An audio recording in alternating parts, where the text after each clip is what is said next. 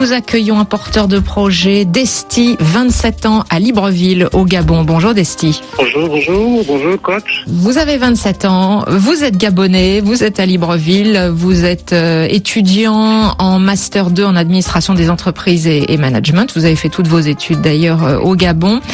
Et votre projet, c'est de mettre en place un équivalent, je dirais, carte bleue, carte de paiement. Expliquez-nous de quoi il s'agit, surtout que l'on comprenne ce qu'il y a de nouveau dans ce projet.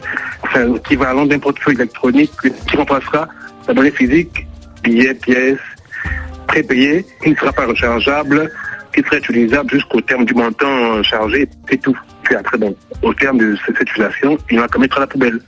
Elle sera recyclable.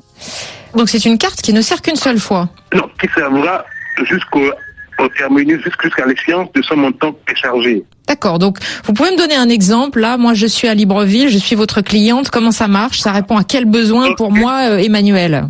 Ok, donc vous arrivez, bonjour, vous avez une carte de 1000 francs, on vous la charge, on vous la remet, vous allez dans une officine pharmaceutique et le pharmacien ou encore le caissier n'aura qu'à défalquer le montant pour l'achat de la carte, c'est tout. Donc c'est une carte qui me permet par exemple d'aller dans une officine de pharmacie ou dans d'autres magasins avec lesquels votre business sera en lien, et ça me permet de ne pas me promener avec trop de cash sur moi, c'est ça en fait? Tout à fait.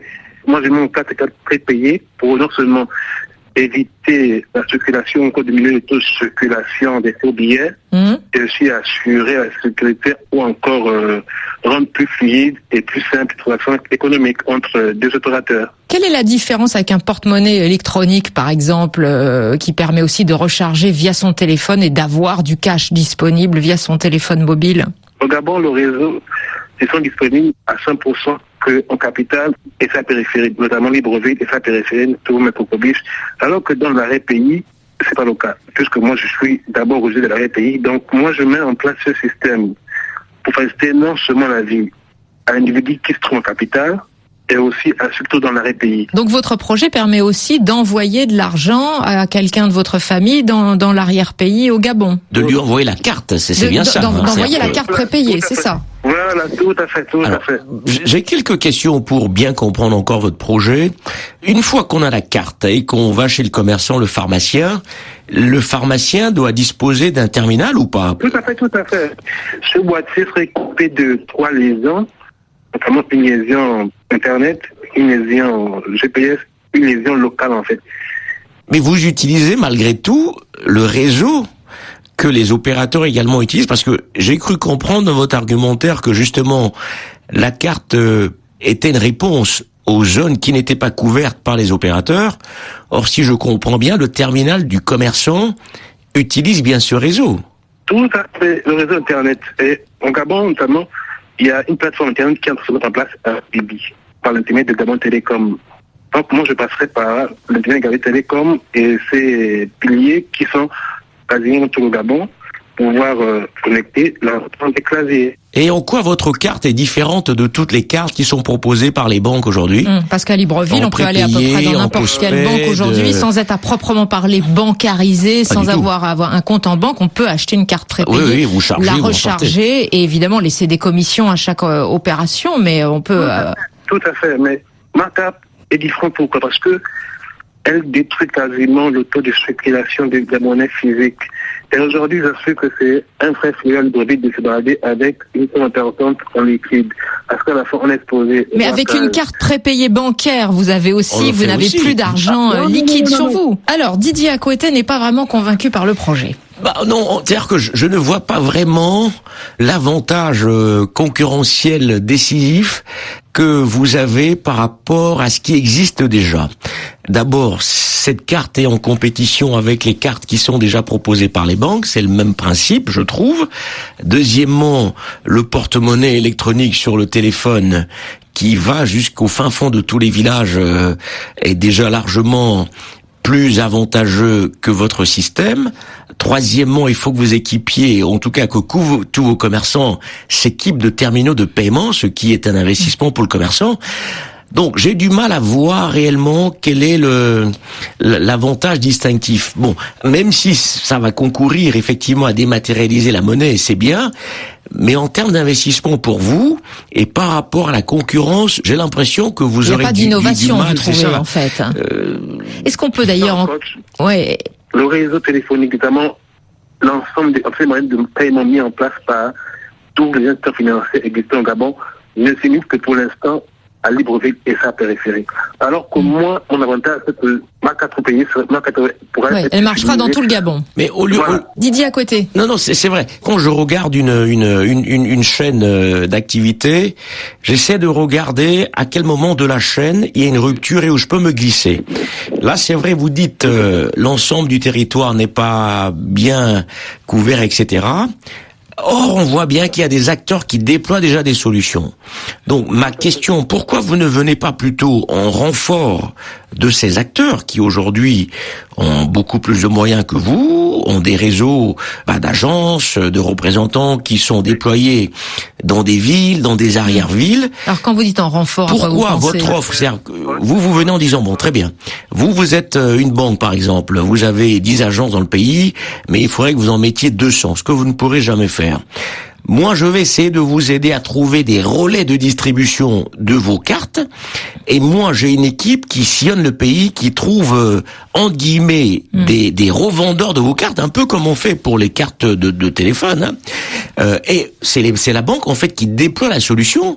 Vous n'êtes que facilitaire. Donc, vous avez simplement une équipe commerciale qui déploie et vous apportez un appui en marketing pour éviter que ce soit vous qui fassiez l'investissement.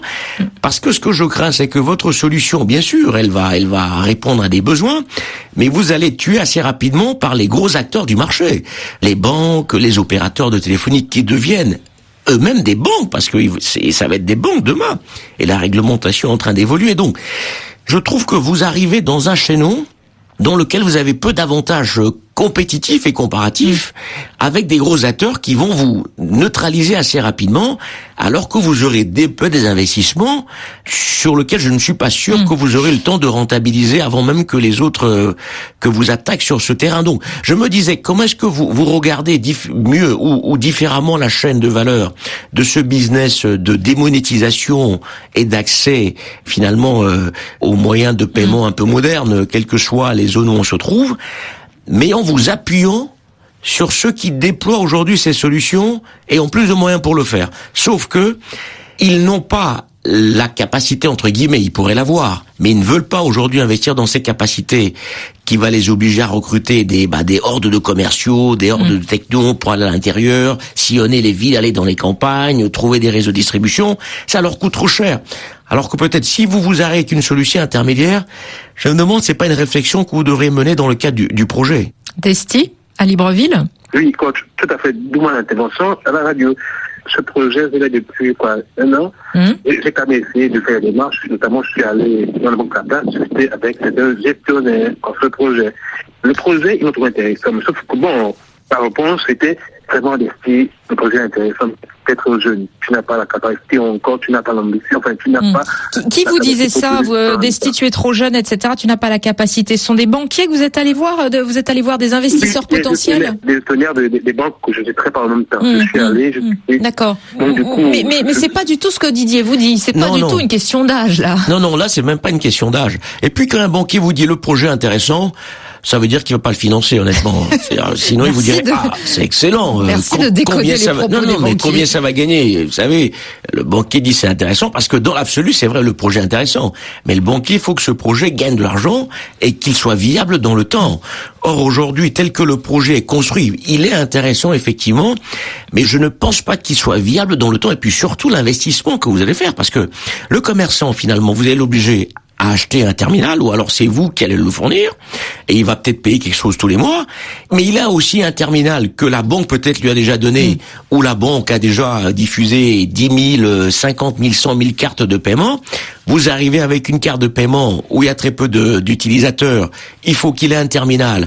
En plus, la carte n'est pas rechargeable, c'est juste une fois que c'est arrivé à échéance, vous disiez elle n'est pas rechargeable. Bon. En conclusion, le projet de Desti de carte de paiement. Je reverrai complètement le projet. L'idée intéressante, c'est-à-dire dématérialiser, faciliter l'accès aux moyens de paiement électroniques, c'est très intéressant. Mais tel que il l'a conçu, il va se heurter rapidement à une compétition qui existe déjà. Les banques elles-mêmes, les opérateurs alternatifs qui proposent des cartes, mais qui, eux, s'appuient sur les banques. Parce que quand vous regardez, par exemple, dans d'autres pays ce qui se fait, si vous venez en disant, bon, moi j'ai une licence avec tel distributeur de cartes, vous vous adossez à une banque, vous faites que le marketing et la distribution. Donc ça encore, c'est un modèle que j'aurais pu comprendre, mais honnêtement, là, je suis un peu dubitatif, tel que le projet est conçu, pour qu'il trouve des financements et qu'il puisse perdurer. Conclusion, encore beaucoup de business à faire autour de la bancarisation sur le continent africain, mais il faut trouver la bonne porte d'entrée, finalement. C'est à peu près ça. Où trouver le niveau de la chaîne du business où il vient se plugger, il vient se mettre dans la chaîne. Desti, vous nous tenez au courant évidemment de votre projet et j'espère qu'on se reparle dans quelques mois quand vous aurez avancé davantage. Surtout, je pense que vous avez bien suivi les conseils de Didier Akwete. Bonne journée à Libreville, au Gabon.